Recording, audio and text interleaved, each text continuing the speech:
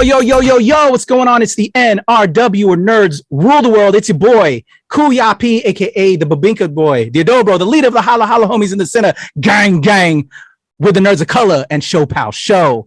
Today, I'm going to get schooled up because as y'all know, I'm a fan of gaming. And I'm a fan of Twitch.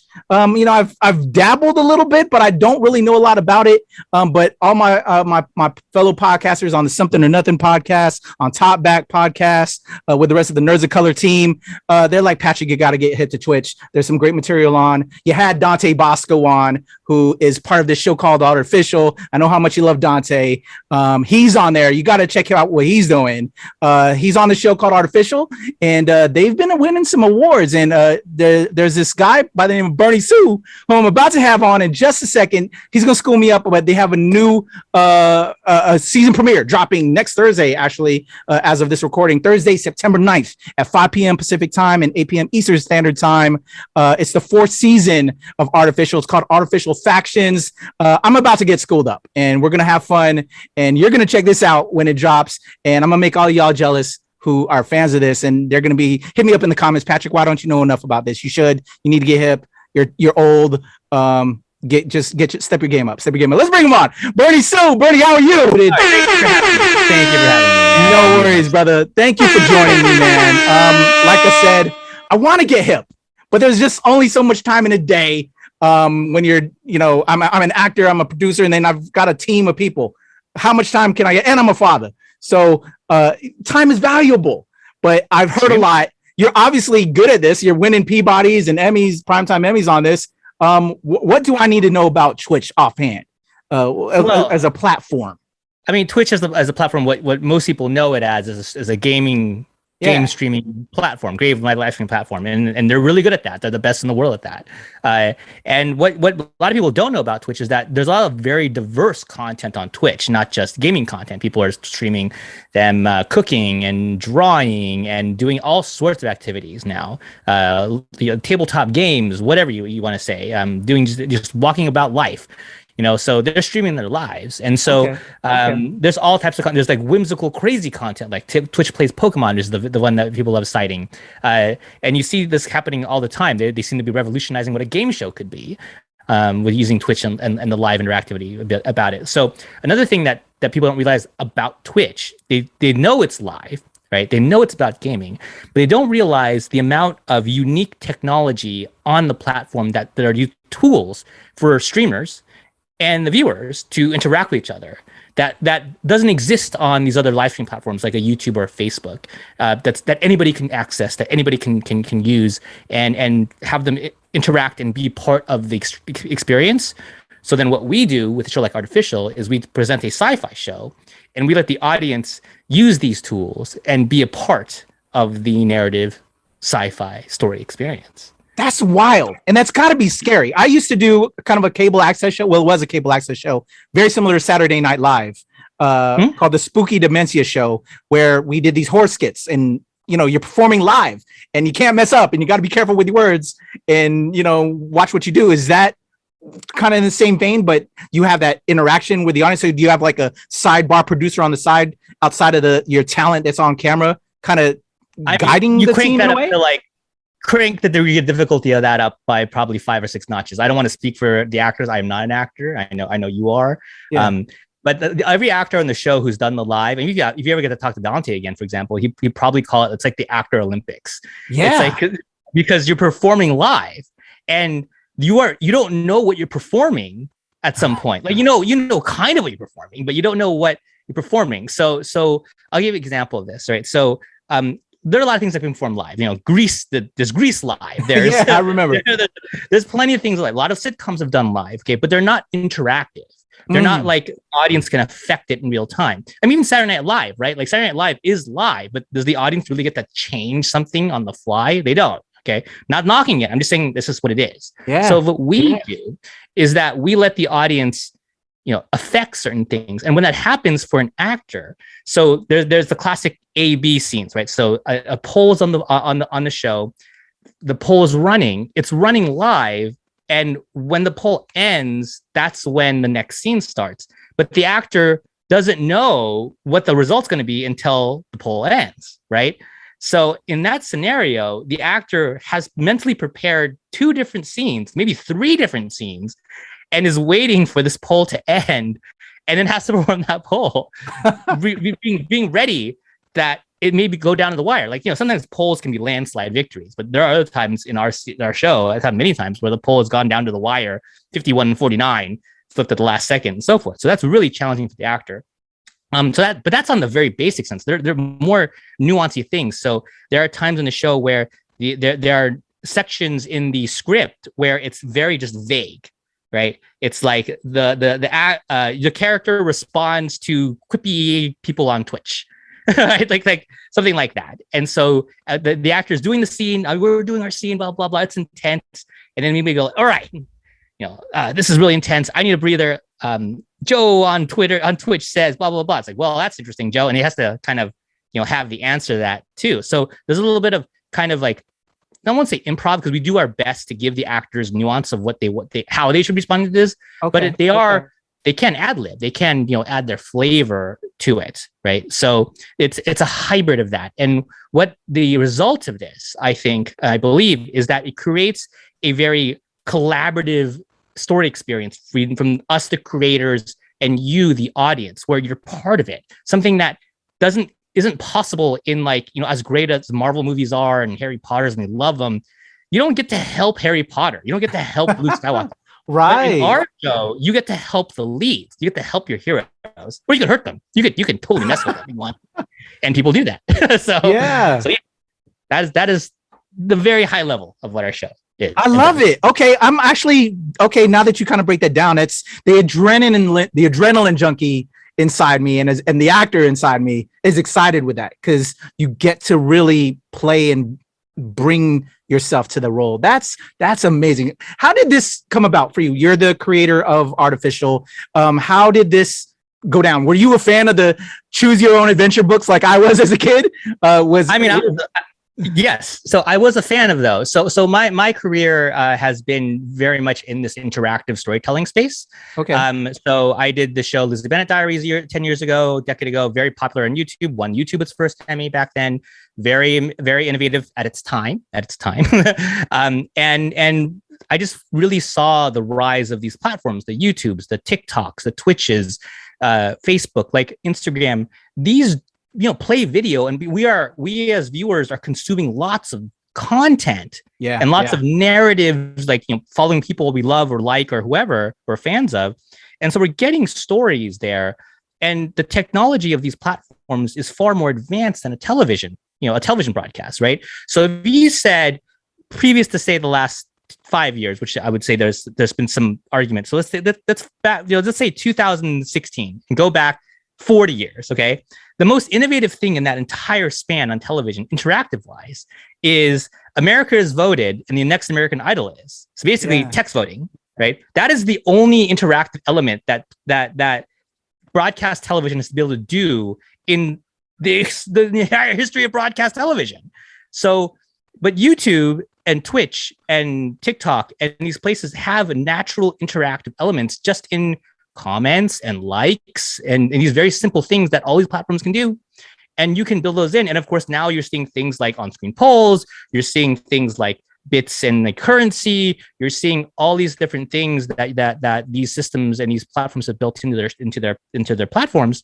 And we as storytellers should be able or can use these tools to enhance our stories. Because if you're a fan of Star Wars, wouldn't it be amazing to help Luke Skywalker? Wouldn't you're the guy that helped them, blow up the Death Star? That'd be sick. So if we can build that together, where we as a collective helped Harry Potter fight Voldemort and felt like we were a part of that experience, I think it takes that, great storytelling to another level. That's just theory, but hopefully it's applied. Got it, man. Wow. Hell yeah. Nah, I'm with that. I've seen like you, how this stuff come along, but you found all the pieces and you made it fit into this amazing new arena. And so that's amazing, man. I got to give you props on that. Like, this is mind blowing. And it's, like you said, kind of like the way like entertainment can also go, and it's refreshing and new and different. So how did you convince people, like, okay, I'm gonna do this program, I'm gonna do it on Twitch? How did it, was it difficult to get people to see that same vision, for you to, put this on and together? I mean, it's always hard to convince someone, a platform or anybody to try something new, right? No matter who you are. It's hard to convince your kids to try something new, right? So yeah. But for a platform like Twitch, what's great about them is that they're looking to innovate as well. They're looking for new, fun, crazy stuff, and I think it's a benefit to their kind of partnership, or we'll say alliance with Amazon, right? So if you were to go to Twitch, those of you who are writers and want future aspiring TV showrunners out there, you want to pitch a TV show to Twitch, and it's just a TV show, they're going to say, sounds great, go pitch it to Amazon. Like, they're not going to compete with Amazon. Okay. Yeah. They're just like, they won't give an opinion. They'll be like, it's not Twitch. It's like they want what makes it Twitch, makes it live and crazy and interactive and innovative. And so a show like Artificial, which has vastly changed, by the way, each season, and it continues to innovate year after year, even after winning Emmys and Webbies and Peabodys and everything, well, I'm obviously biased, but I think it's absolutely perfect for Twitch, because it showcases what the platform can do, and hopefully will inspire. I know it has inspired, because they've told me, creators and the platform people, about what can be done on the platform. I dig it, man. You got me thinking. As a fellow creative, hearing things like this, it fuels us. It gives us that energy. Like, it has me wanting to do some research. It's going to have me tuning into some of the previous seasons so I can check this out. So for those that are already initiated with Artificial, what can fans expect? We're getting ready to have Artificial Factions debut on September 9th, 5 p.m. Pacific time, 8 p.m. Eastern time, y'all. What can fans expect? What are we going to see now with Artificial? I will kind of answer your first thing for your statement before this. You could check it out. If any of you want to check this out, who doesn't know the show, I recommend that you just check out the season finale from last year, because we've done for three seasons now, and it's going to our fourth. It's a lot of content. I understand we're all busy. You're busy, right? If you want to just cut to the chase, I recommend watching the season finale from last year. That is the pinnacle of everything we've done. Live, interactive, innovation, just crazy but not bonkers stuff. You just know that's a 2-hour live episode where it was all produced remotely. The actors weren't on site, and it feels super intense, like an episode like a 24. Okay. I dig it. Yeah. And so you, as an actor, especially, I think you'll watch it and you go like, wait a second, the actors are waiting on a poll to end and they don't know what scene they're going to do. So there's that happening. So that's like a 90-minute experience. You can scrub through it. It's on Twitch right now, our channel Artificial Next. You can just check it out. It's episode 12 of season 3, and that'll set you up. So that show, it's live, it's remote, and it's interactive. It let the audience control the music through AI. It featured characters created by the audience. So Dante Bosco's character in our show was literally created by the audience. Wow. So we didn't. So it was a funny conversation with Dante and I, where I reached out to him like, hey, you want to be part of Artificial? He's like, yeah, man. What character am I going to play? And I go, funny that we're going to let the audience create the character for you. You down? And then he comes in, and he's like, yeah, let's do it. And like, I happily, we'll gate the parameters. If he doesn't want to be he doesn't want to play a Nazi pedophile, he's not going to play a Nazi pedophile, right? So I gate it for the audience, but they got to create their character. They got to name the character. They got to name the profession and all that stuff. So all that stuff, and he's back this season as a very central character. So there's that. So season 4 now leading to what are we going to see? What makes this season more innovative than the already Emmy-winning series that won for innovation? Okay, won for innovation, right? Props, man, props. Right? It's 3 things. There are 3 things this season that make the series more innovative.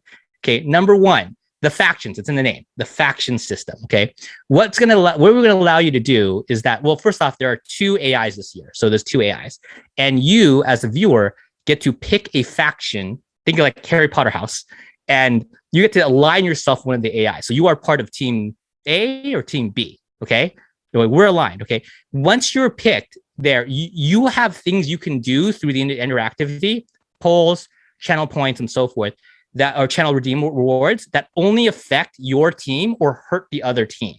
So you are helping you're Luke Skywalker against Darth Vader, or you're Team Darth Vader and you're helping Luke Skywalker, or against Luke Skywalker, right? So that's one big thing here. Number two, I kind of alluded to the channel point system. So how do you implement your power and do this? Is it just through voting? Well, it's part of it. Yes, we do have voting. Voting is still there, but we're actually going to be rewarding viewers with by who are loyal to us, because channel points, if those of you don't know, is a currency that you accrue on Twitch by watching. You can't buy it. You can't dump $10,000 and buy 100,000 channel points.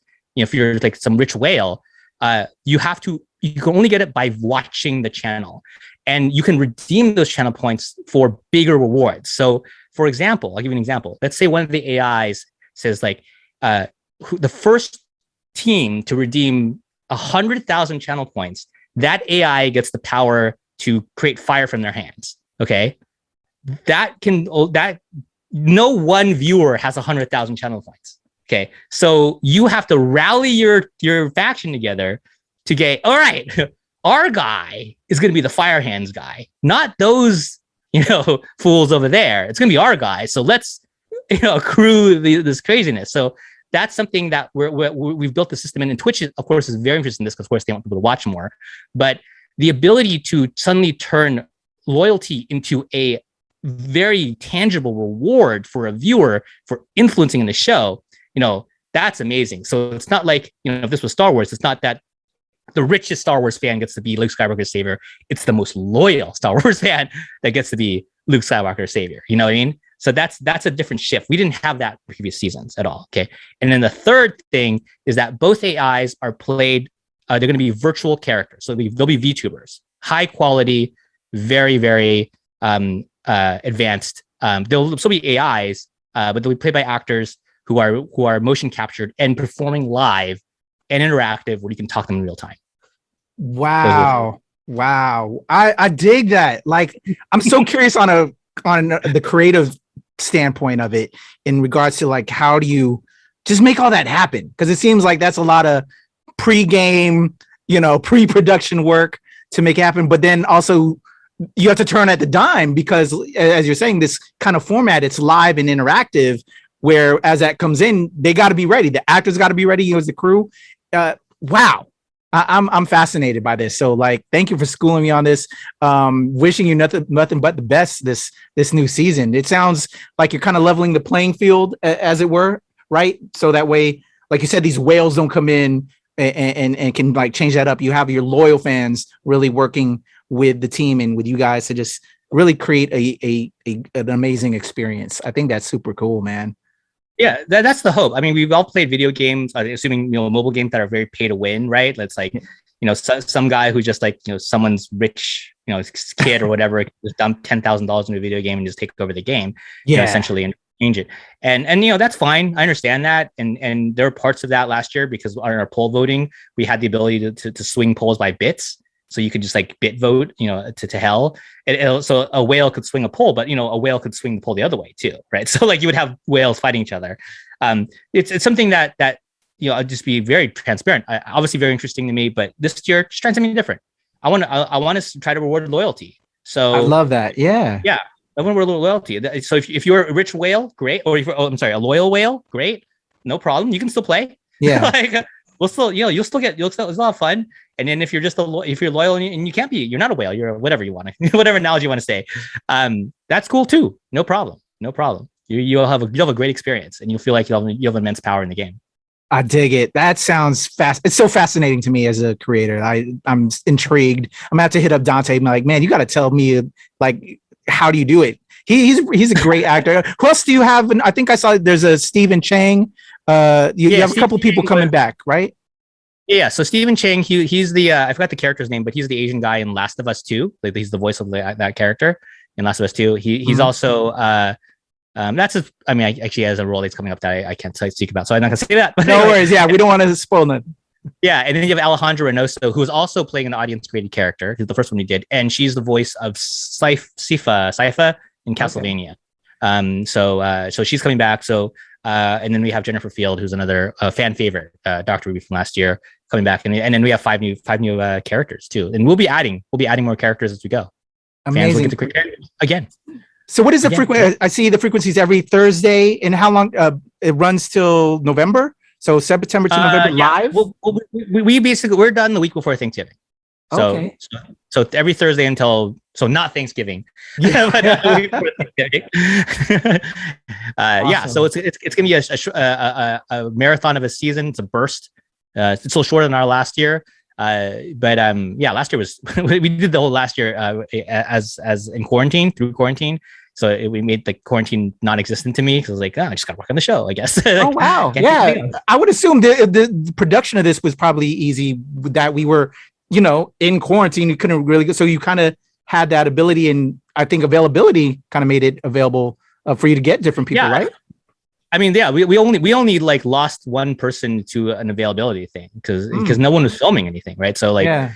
And so anytime we needed somebody, we had them available to us, and so that was really nice. And now we're seeing all sorts of problems now, which is fine. Like I'm happy for my team. I like that they're booking other things. I'm supportive of them. And we've always designed the show to be reactive and like be able to move to things that are happening. So if someone were to book out, a big gig, Steven Spielberg calls them and says, "Hey, come to Jurassic Park 7." I'd be like, "Congratulations, get out of here!" Yeah.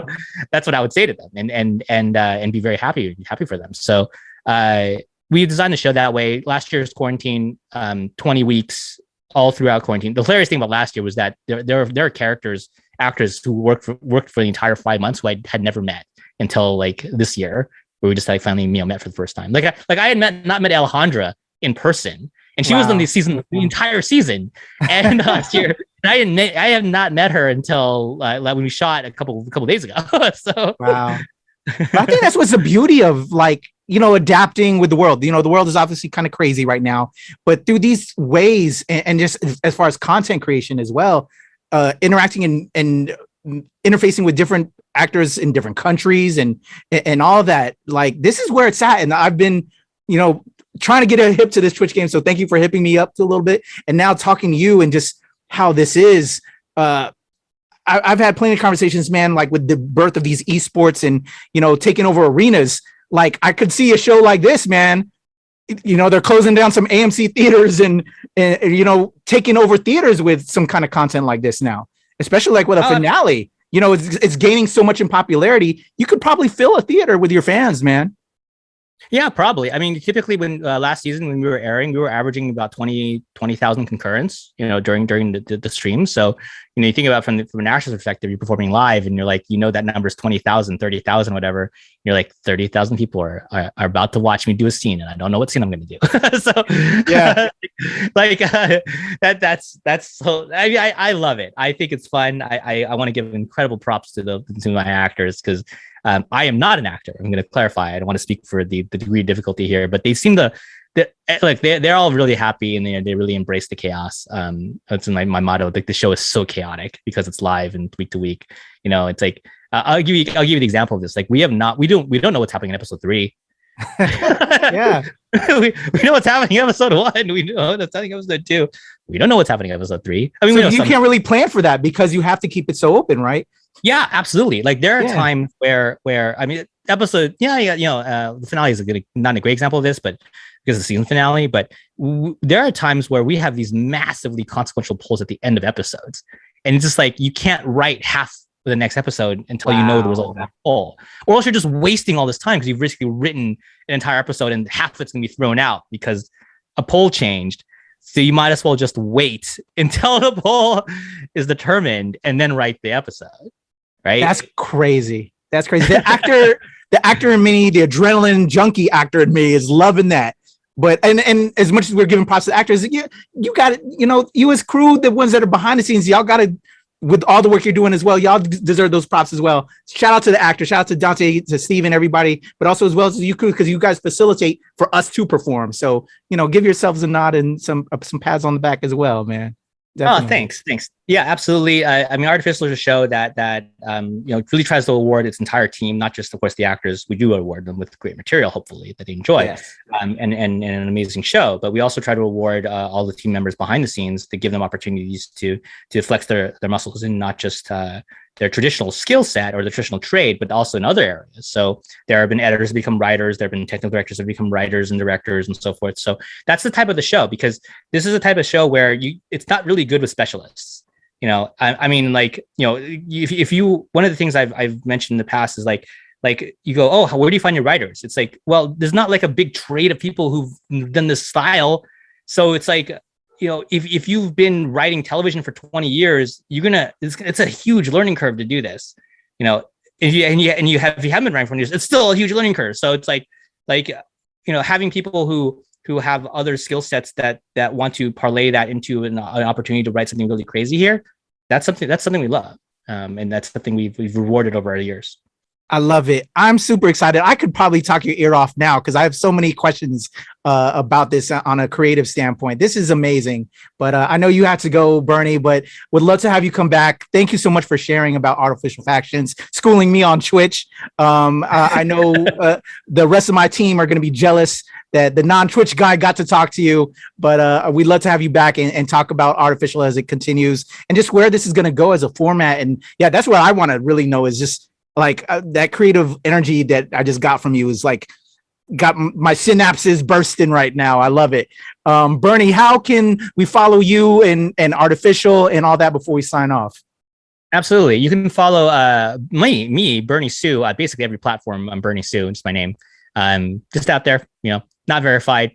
Don't really care. Just, yeah. If you want to find me, you can talk to me. And then Artificial is that Artificial NEXT, Artificial Next. The next is kind of like the kind of the next level of storytelling, the next wave of storytelling. So that's what we say, Artificial Next. Just a little differentiator there. Artificial Next on Twitch, Twitter, Instagram, all the platforms, same thing. Come join us starting next Thursday, 5 p.m. Pacific time on Twitch. I love it. I will be following you because I'm probably going to bug you with all these creative questions that I have now. And I'm going to get schooled up. I'm going to check out that last season finale, like you said, because I want to know more. I'm very intrigued that, again, I'm not BSing you. This creative synapses, because people have been telling me about this and the super fans have been telling me. So I'm going to get hip to Artificial and hip to what this is all about. Because I got so much energy to let loose. And so I might have to knock on your door. Hey, Bernie, you got to try this. Let's do this. Let's bring something new to the table. I love it. Your boy, Kuya P. You can follow me at Strain since 1977, as well as at Simple Far East. Over on TikTok, the legend Kuya P. Of course, the Nerds of Color, where we give you that POC perspective within pop culture. My Philippine XO Show Pal Show. And of course, the NRW and At No Release Wednesday, where nerds rule the world. Bernie Sue, Artificial Factions, September 9th. 5 p.m. Pacific time, 8 p.m. Eastern Standard Time. Make sure you tune in. I'll be tuning in. And let's support Artificial and Bernie and everything that they're doing. It's amazing. It's going to blow your mind, people. I love it. NRW, Nerds Rule the World. We're out of here.